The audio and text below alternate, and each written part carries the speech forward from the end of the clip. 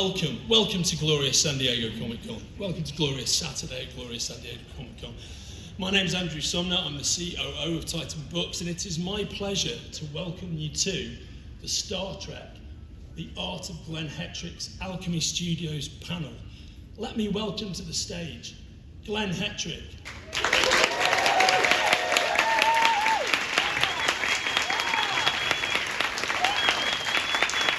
And Michele Hetrick.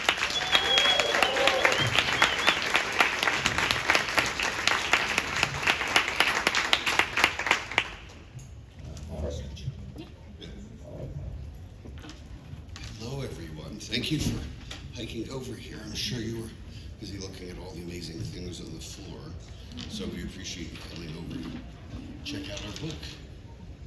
How are you both? Amazing. Good. We've been coming for years and years. Yeah. So before we get started about the content of the book, Glenn, I was wondering if you could, I've heard you talk about this in a number of different forums, but it's such an interesting story. Could you talk about your road to becoming where you guys are now, both of you, how you got to where you are today, your secret origin, if you will? So I grew up in Pennsylvania. My dad's a steel worker, was a steel worker, left from steel, and that is now a casino because we don't really have steel mills there anymore. And I was obsessed with all things horror and science fiction from like birth, and I have the luxury of being able to compartmentalize my memories from childhood because we lived in an apartment until I was 5, and then we moved. And so I can very, very easily and clearly distinguish which memories were before 5 and which were after.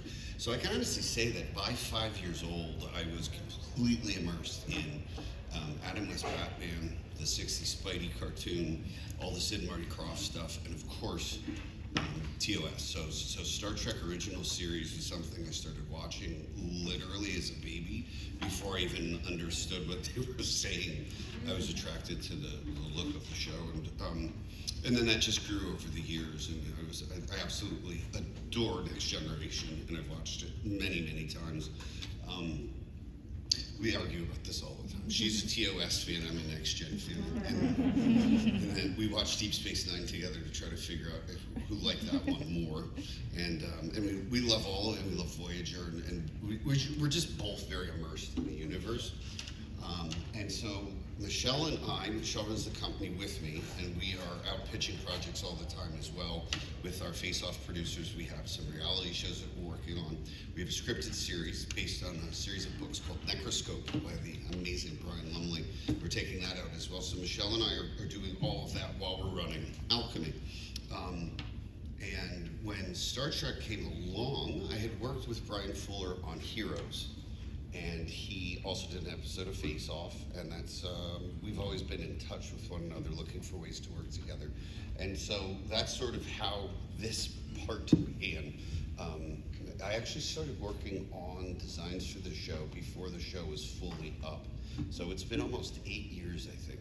So it was right after his Face Off appearance we started working on this together, secretly. Yeah. And it was a long road to the first season of Discovery. A year or something, probably? Oh, at least, if not more. Yeah, from the first conversations until we actually started shooting. So, it was just, I still remember the first email coming through and the word Klingon being in it. And it was just surreal to work on a show that I cared so much about. And I love some of the other things I've done. I loved Buffy and Angel and X-Files as a fan as well. But there's something almost unbelievable about being involved with a Star Trek show, and we care so deeply for canon and the characters. And so that's the long story short. So between being a little kid and working on Star Trek with my wife, there were a few years in there. And, I went to college, and I wasn't allowed to study acting because my parents thought it would be a foolish waste of money, and I would never get a job in Hollywood. So I took speech communications as my major, public relations and promotions, and public speaking was sort of a dual thing. And I'm very glad for it because later in life, running the company, it probably was more useful as a degree in terms of what I'd learned at the school. And meanwhile, the reality, and I get this question a lot about how do you become an effects artist? The reality of becoming an effects artist is you're not becoming an effects artist, you're becoming an artist, and so you have to pick your discipline. You have to learn how to sculpt or paint, and no one can really teach you that. They can show you fundamentals, you can look at books. Today they have amazing videos that you can watch or rewatch, which is awesome, but back in the day, we only had books. It's very hard to take that visual information and that narrative and interpolate that into working with your own hands. And so ultimately, sculpting and painting and then making makeups and applying prosthetics, it's something that takes an absolutely enormous amount of time and dedication. You have to, everyone kind of always wants to know, like, well, how do you get good quickly? And the answer is you don't. You do a lot of bad work for a very long time. And eventually, little by little, things start to click. So I got to work with my heroes, the Misfits, back in New Jersey. So after college, This is, to me, is amazing. As a retired music journalist, Oh, that's I love cool. this story. yeah, that was sort of my, back home, it's after college, I'm working as a bartender, I'm doing some teaching film acting to theater actors in New York, and in between all of that, and driving back and forth from Pennsylvania, New Jersey to New York, I'm working on this indie film doing prosthetics, and someone said, hey, did you know that they live near here? And this is the in-between years between Danzig and Graves, and so I went to a mall signing, and Jerry and Doyle were there at the Rockaway Mall in New Jersey, and I would say I ingratiated myself. I think I harassed them until they just started saying, okay, sure, come on over and build some stuff. And so eventually they went on tour again, so I did a lot of stage stuff for them, and I managed to convince them to allow me to pitch an idea to George Romero. And they're like, if you can get a hold of him, sure. So I wrote and produced the video for Scream, and we got George Romero to direct it, and I did it in a very sort of clandestine way because there wasn't a ton of money at the time, and you have the record company, and it was basically people like you.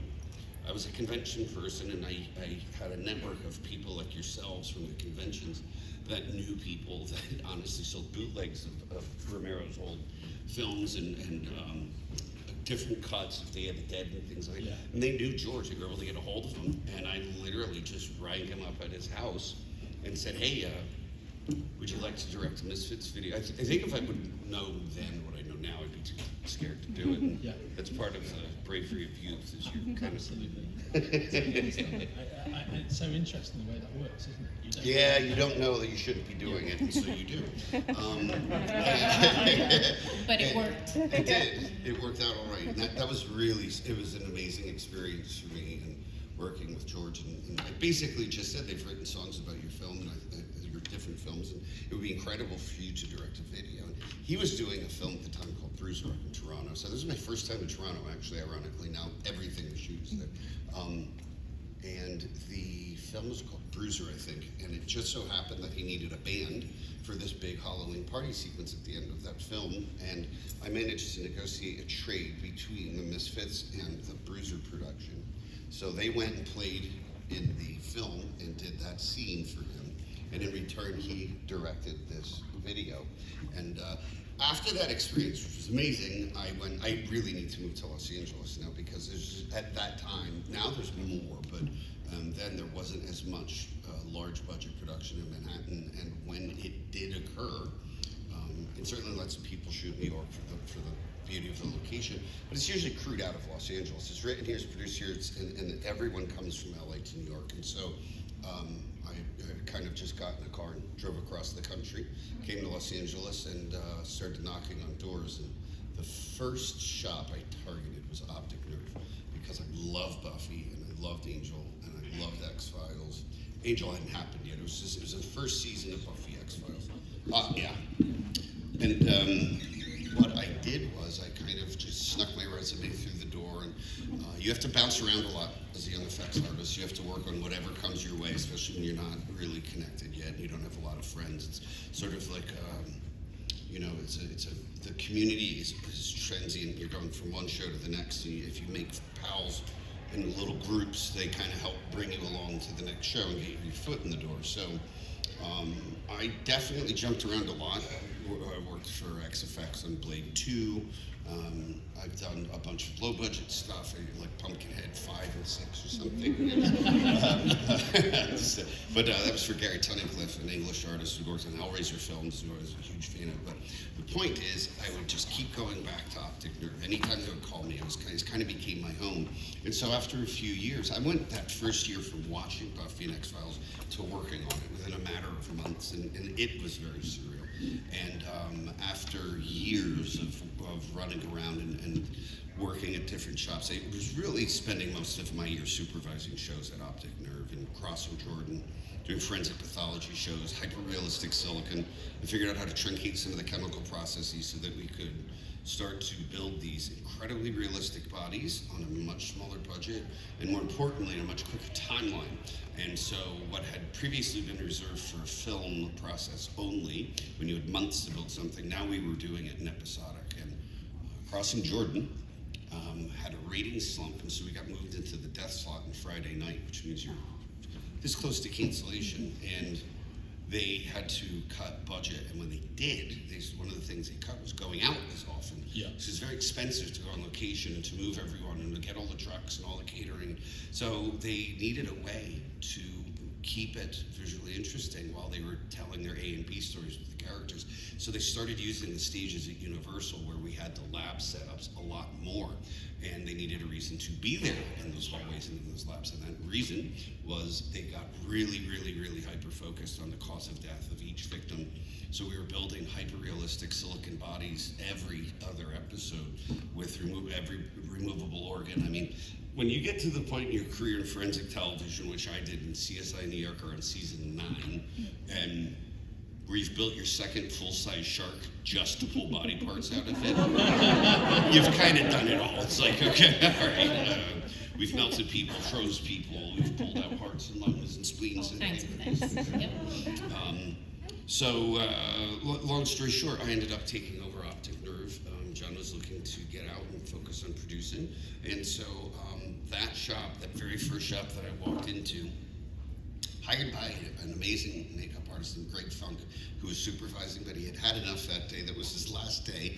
He called me up to start a shift that night. He wasn't there when I got there, and I didn't meet him for another year on another show. So the guy who hired me, technically, I hadn't met when I walked through the door. And years later, I took the place over, and we've expanded massively and renamed to Alchemy. And that was mainly because, as the years have gone by, technology has changed. And with it, our role in the industry. So we've expanded out into a lot of 3D printing and rapid prototyping, building suits, and sort of things that are somewhere between the space of props and wardrobe and prosthetic effects. And there's just a large demand because of the superhero thing. And science fiction. I don't know if anyone was at the panel. We just ran over here. I don't know if anyone was at the panel for section 31, but you'll be seeing the trailers now. So we've done a lot of stuff in there, and you saw some of it in the trailer. That giant exosuit, armor suit, was one of the biggest things. Lots of aliens, too. It's a true story. There are a lot of aliens. And we've been working with Tunde since the first day of Discovery, right? And then he went over to 31. So that's basically the long and the short of how it all happened and how we ended up on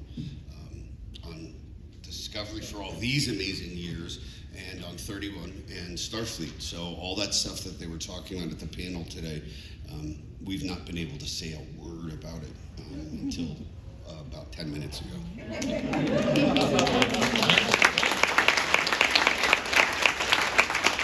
So there are two things that you mentioned in passing there I'd just like to pick up on before we get into talking about this beautiful commemorative book celebrating all of your work.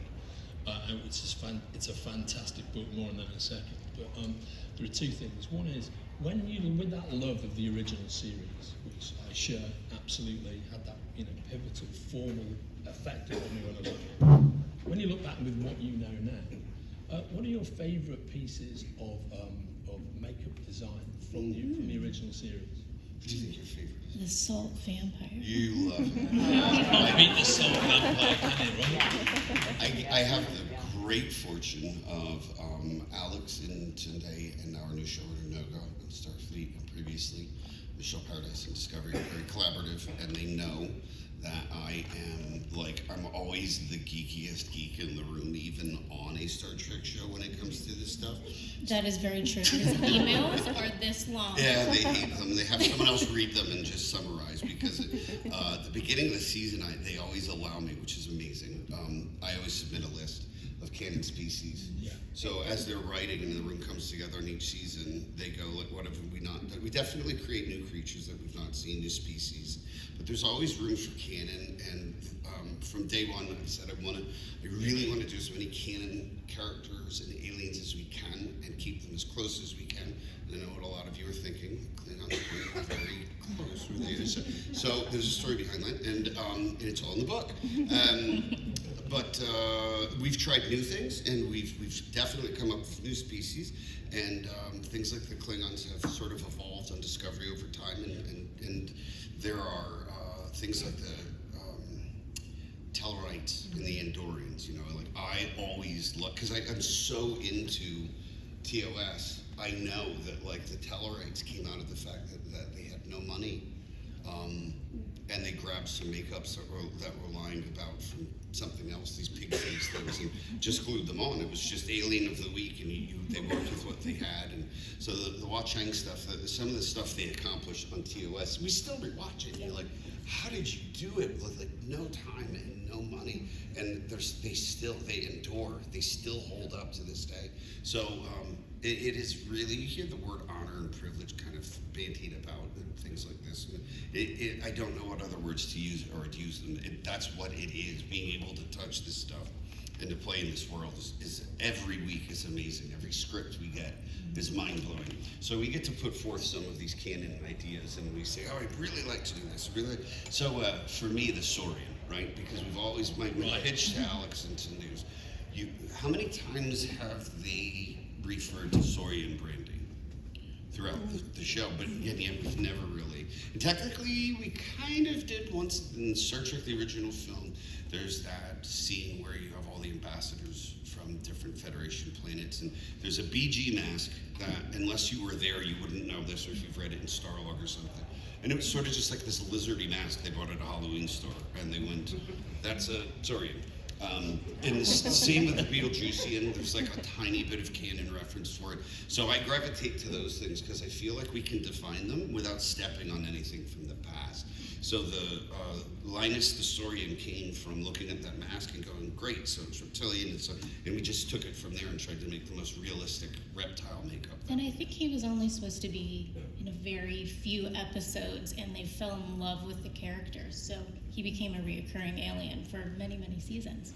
Yeah, that's absolutely right. It was only supposed to be like a hero BG. And Right. so we do some BG characters that are pullover masks that modern technology allows us to play with that. Silicon mask, I don't know if any of you are fans of the haunted house and escape room community, but silicon mask technology's come really far very quickly in the last 5 to 10 years. And so you can get silicon masks that are sculpted actually very, very small, and then you stretch them on, and they're very, very tight, and they almost look like a makeup without the hours of application. So they serve us well as our BG characters. And some of them we design purposely without humanoid bipedal eye and nose placement, so it sort of mixes things up in the BG a bit. But Linus was something they wanted to do, like let's do a Saurian, he's not going to have lines, and it's not really BG. We're going to really celebrate that once we have it in front of the camera and go close one episode. And what was really cool, David Tomlinson, who plays the character, he'd started working with us from the very beginning of Discovery. They cast 15, 20 people to play core Klingons because we needed to get life casts to start making all of these makeups so that you could actually outfit the ship with people in prosthetics, people in copies of prosthetics, which are middle background, and then masks for the BG. And as the years went on, and these are long days, these people are troopers, man. They show up and they do, it's 14 plus, 15 maybe, sometimes 16 hours from start to finish when you're getting in and out of makeup. And he stuck around from day one, and eventually, because we have their life cast, so when they want to add an alien, sometimes we go, what canon species and what life cast that we already have? Can we start in on something very, very quickly and have an alien up within 4 weeks instead of 8 weeks. So Linus was one of those, and once they got it on set, there was something very funny about it. If you've seen the show, it's funny. I don't know why it's funny. I didn't think it was going to be funny. It works though. Yeah, and they started talking about how funny it was, and it's all in the writing and the way that they shoot it, and the scene on him in the elevator sneezing on everyone around him. And I think the digi blink itself, so like we didn't do the mechanical eyes at this point, which sounds insane because I'm talking myself out of work and thought that was funny, but I literally, Don't do that. yeah. Stop. I try to not put animatronics or mechanics into things when it can be accomplished in an efficacious manner with VFX. Yeah. Because you have to not only concern yourself with the mechanic, which they always fail a little bit. It's a one-of-a-kind machine, and so it takes a lot of time to shoot. You need downtime to fix things in between shots, and so you need a mechanic on set. You need a puppeteer on set. It's a lot more than just adding the mechanics. So VFX today, which I embrace, I didn't early in my career, I fully embrace whenever we can work together to make something that's not possible for either of us on our own. I am the first one to want to do that. And a lot of old school effects people still kind of don't love VFX. And no one likes it when it goes wrong, right? But when you have a team like we do in Star Trek, look at the ships, look at the set extension. Beautiful. It's unbelievable. Jason Zimmerman is our he's VFX amazing. supervisor. It's absolutely amazing. So we embrace whenever we can using a VFX with a creature.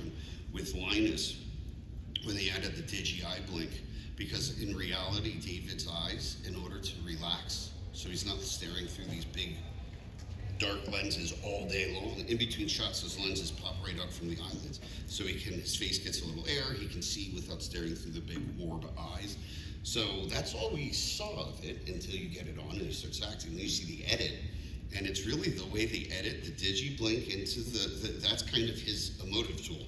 Yeah. The digi blink becomes the way that he speaks between that and his body language, and it's just amazing to see something like that come together. We were very proud of it, the quality. I knew we had a really good-looking lizard, but I didn't expect it to be funny. I love that. I love that so much, and it's such an amazing role that I'm not going to ask you the second question it was. I'm just going to make a brief comment, which is when we came in, our volunteer team here absolutely flipped out because they recognised you straight away from Face Off. And the things that when we were over here allegedly setting it up, well, they go, so that has just been such an amazing thing for you, I think, in terms of your visibility and celebration of your work to be involved in a project like that.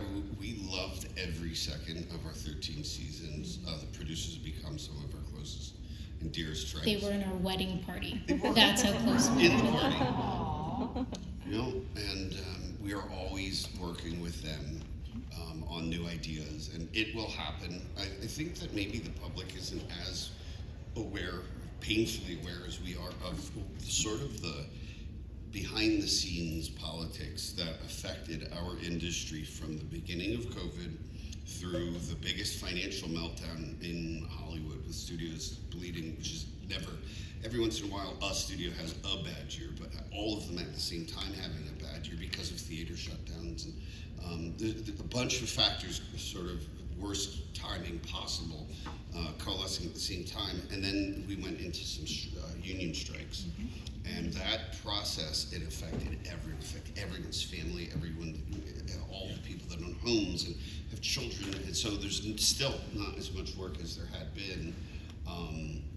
Even on Star Trek, like for us, we were doing tons of BG, lots of aliens. You see lots of Andorians, and then suddenly we wanted to keep that background as small as possible because it's not just the actor and the makeup, it's the makeup artists that have to attend it.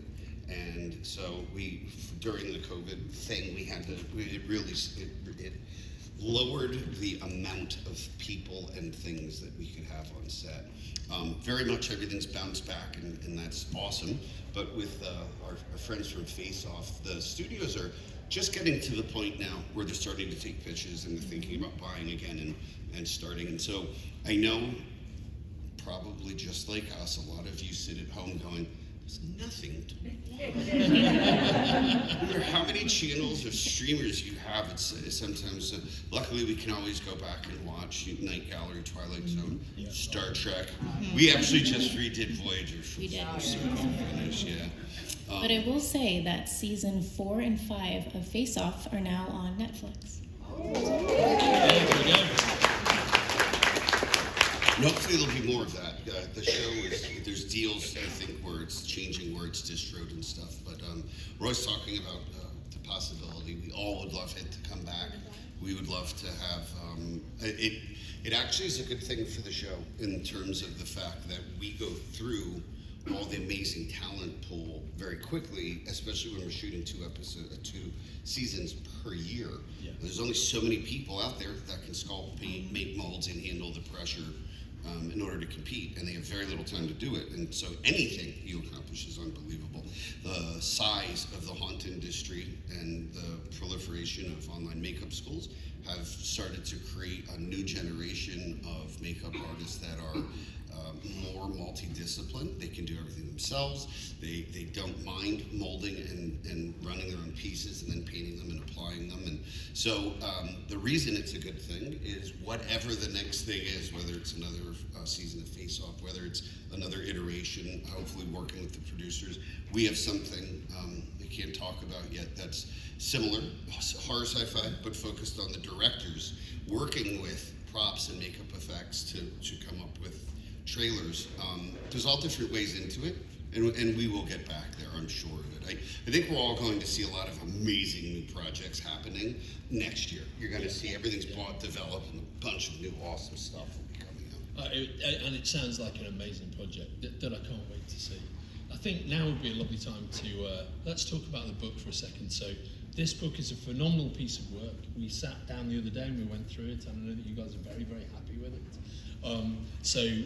Star Trek, The Art of Glenn Hetrick's Alchemy Studios. It's a beautiful high-end celebration of your guys' Star Trek work. We do have copies for sale here at the show. Booth 5537, that's the Titan Entertainment booth. And the copies here at the show also come with a Glenn Hetrick Star Trek makeup brush. And there's some examples of there in that box right at the end there. There they are. And if you come and visit us at Titan Entertainment booth 5537, a word about our location. Ignore the number, because if you go to row 5500, you will absolutely not find us. We are a booth. We're a wall booth, so we are immediately to the left of door C, the exhibition hall door C. And if you're against the wall, you have this rogue numbering, yeah. But that's where you find us, walking through door C, and we're on your left, and we're actually at the end of row 2300 and 2400. But you can't miss us. There's a big floor-to-ceiling banner with a massive image of the book. You can't miss us. But we have copies of this book for sale with the makeup brush, and it's a beautiful piece of work. Now I know, Michelle, you've got access to some preview images. I do. So we thought maybe we'd take a look at them and Glenn could talk us Let's through talk them. about this cover, guys. How cool is this cover? Yeah.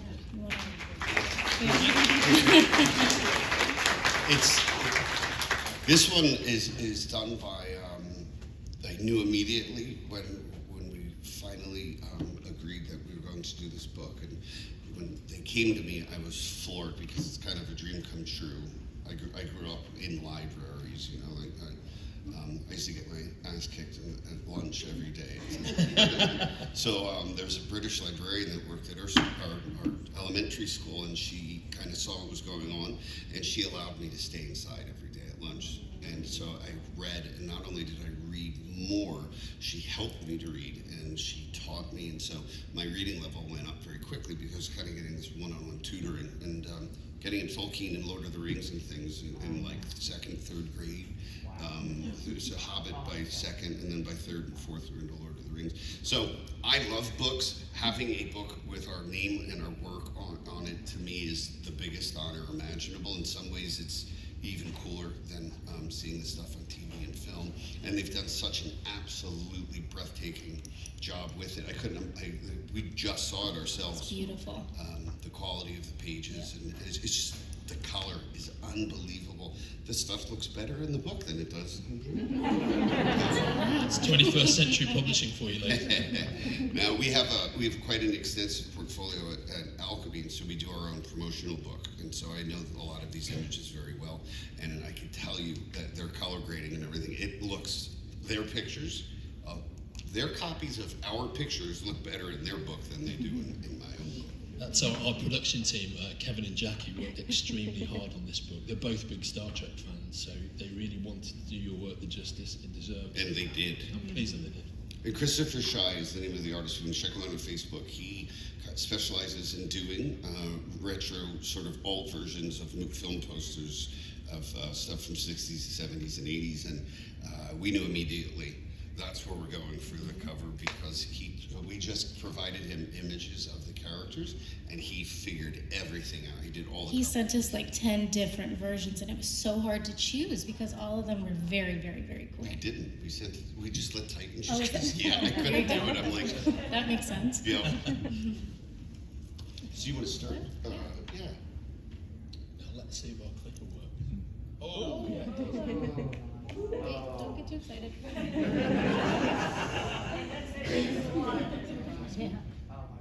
There you go. Yeah. Okay. Yeah. How cute is that baby? Do you guys know who that is?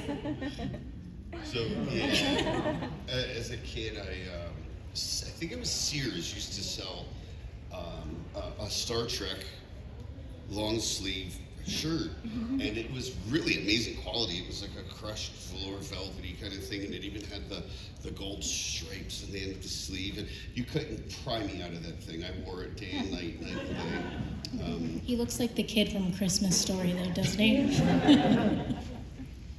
Oh, and I had the communicators too, the walkie-talkies, the Beagle communicators, yeah.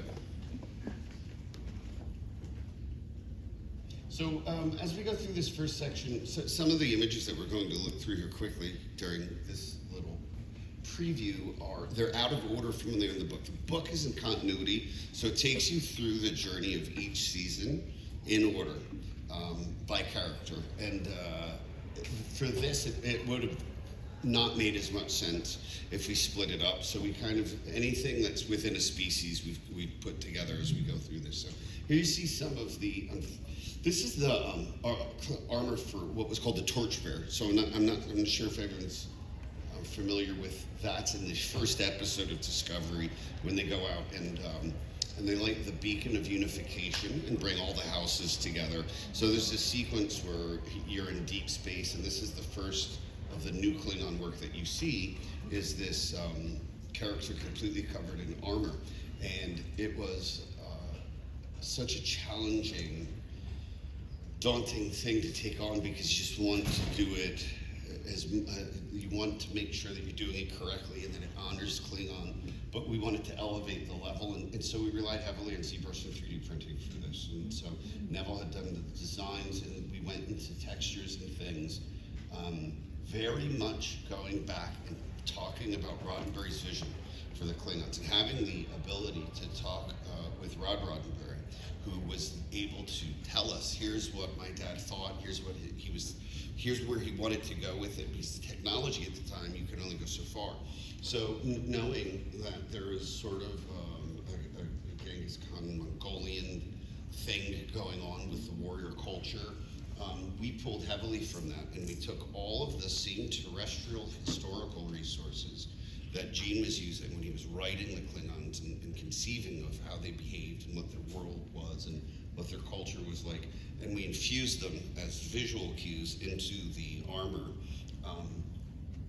We kind of do that throughout the show wherever we can. We take as much of the canon stuff and infuse it.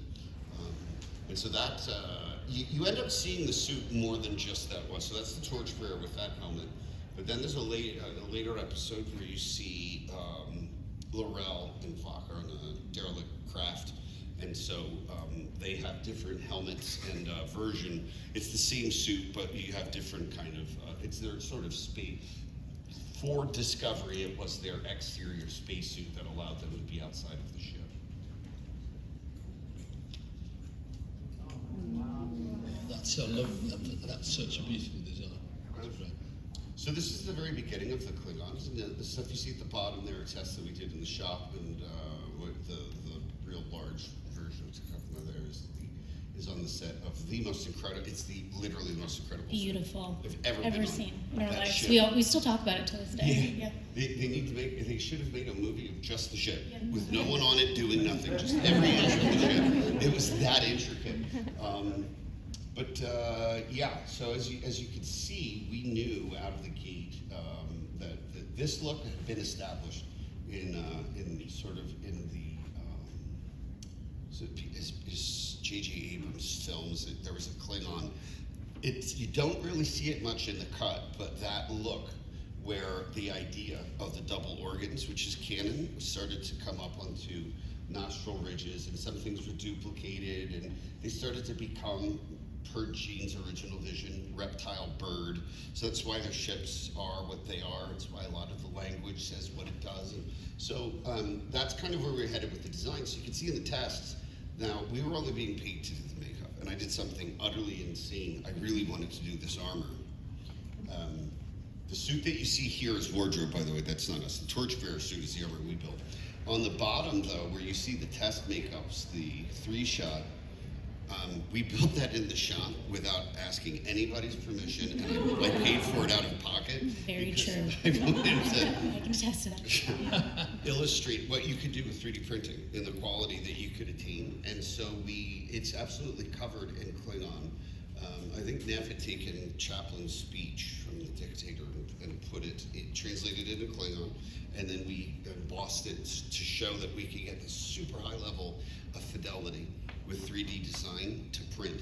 The problem was, even though it's not that long ago, it's changed that much in 7 years.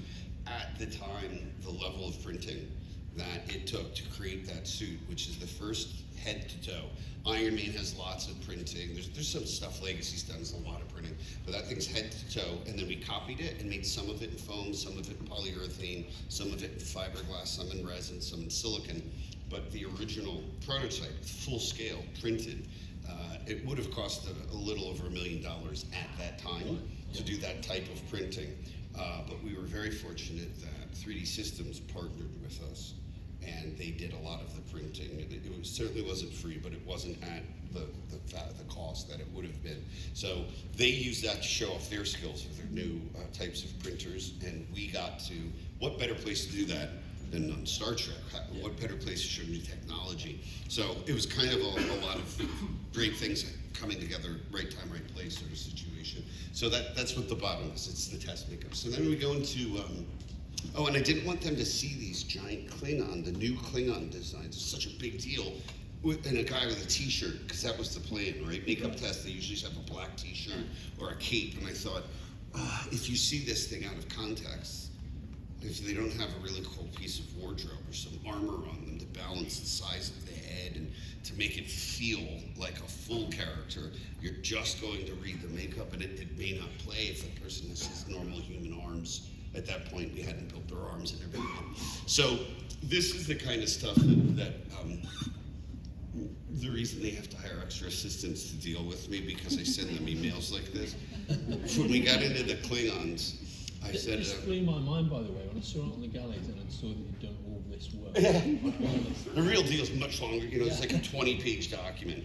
Klingon cultural axioms, like, who asked you to do that? He wrote all of this, guys, just so you know.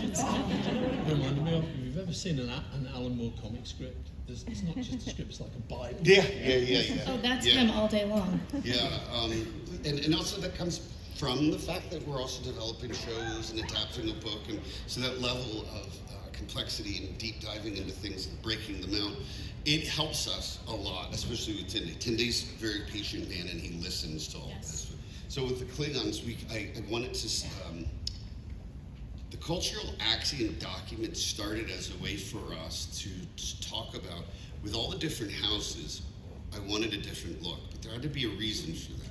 So when you watch Next Gen and you see, like, Gowron's wardrobe isn't significantly different than what Worf would have worn, or his brother. So you think, I love the way Klingon armor and wardrobe looks in Next Gen and Deep Space Nine and Voyager, but I also thought about the fact that Klingons are imperial, and they have an entire group of planets that they rule over.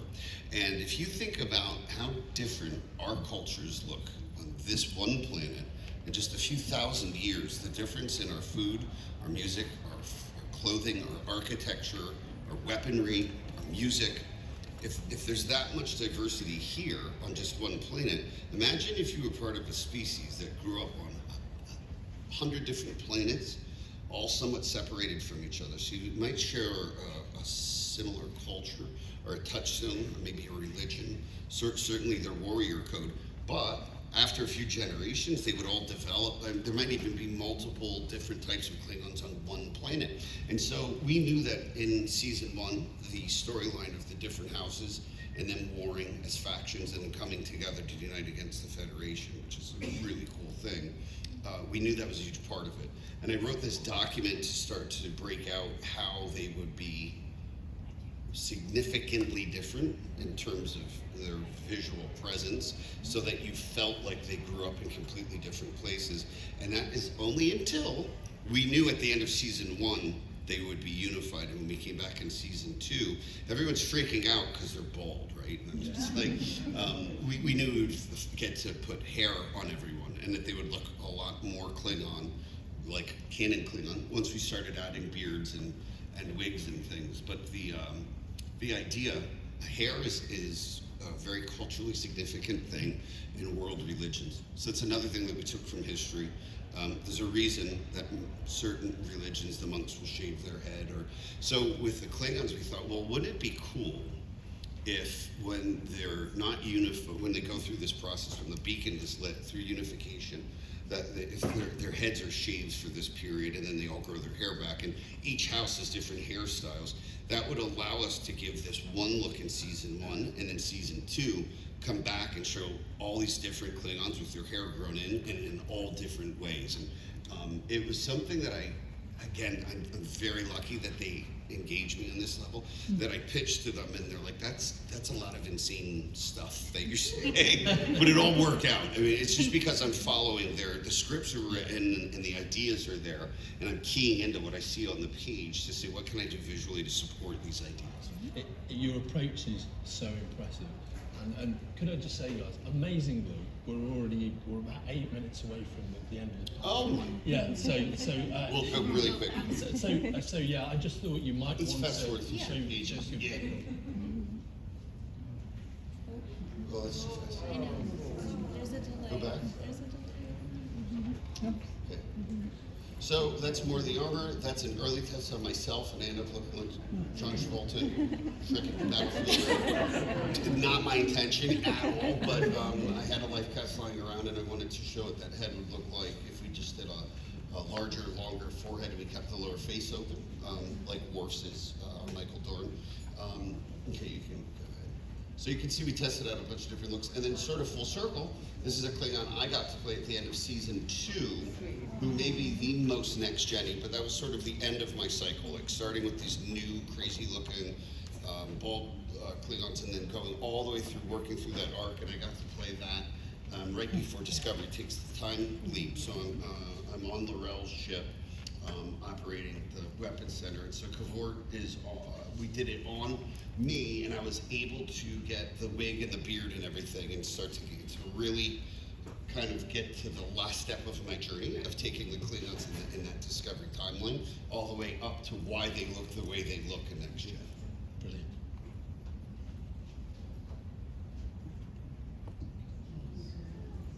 So Doug and I have worked together many times, and he was the Ice Cream Legion, and he did Face Off, and I think you skipped one, didn't you, or no?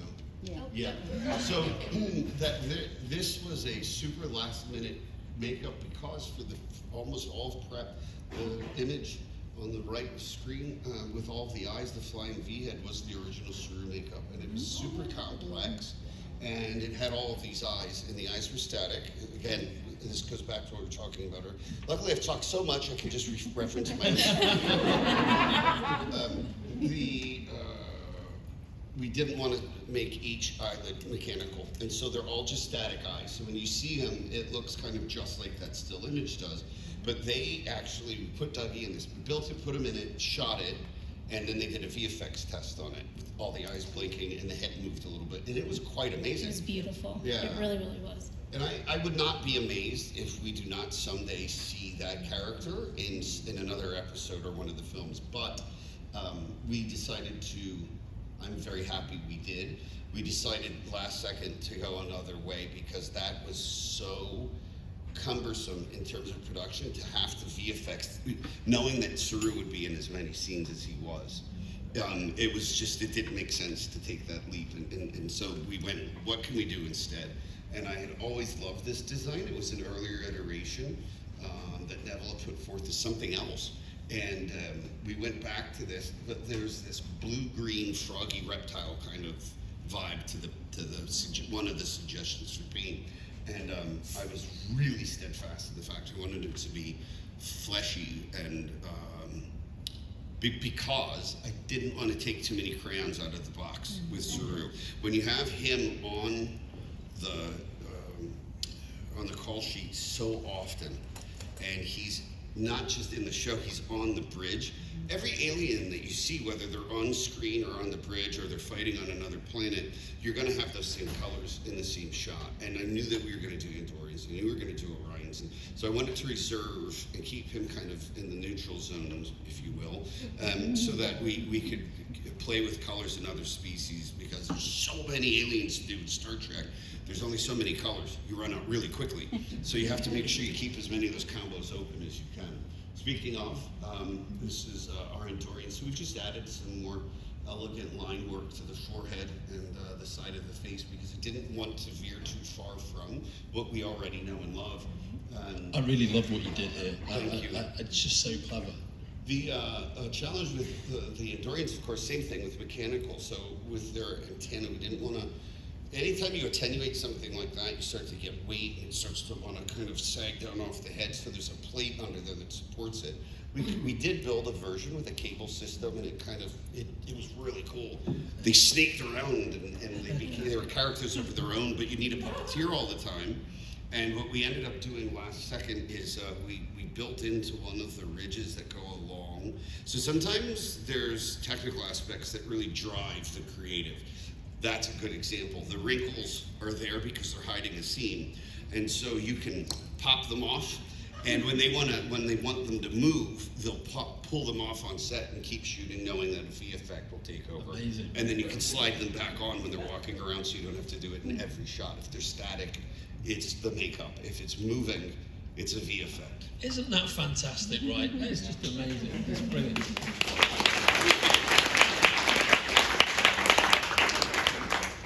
The Tellarites, whenever you got Andorians in it, I think Fuller had said of the Tellarites, there's no effing way we're going to be able to do those, because they're just like the ugliest make. I mean, how are you going to make a pig face look cool? And I'm like, I'll take that as a challenge, sir. And I actually love Stan Winston's work on the island of Dr. Moreau, the Val Kilmer version. Oh, yeah. Yeah. And there's actually a boar man in. If you look at the book in Stan Winston Studios, they have a lot of pictures of some of the hybrid animals. You don't see that well in the film. There's very clean close-ups, and I'm being honest, we literally opened that book, and hopefully someday someone will do that with this book. We opened that book and we looked at the boar man, and I kind of said, that's where I want this to go. It's ultra realistic.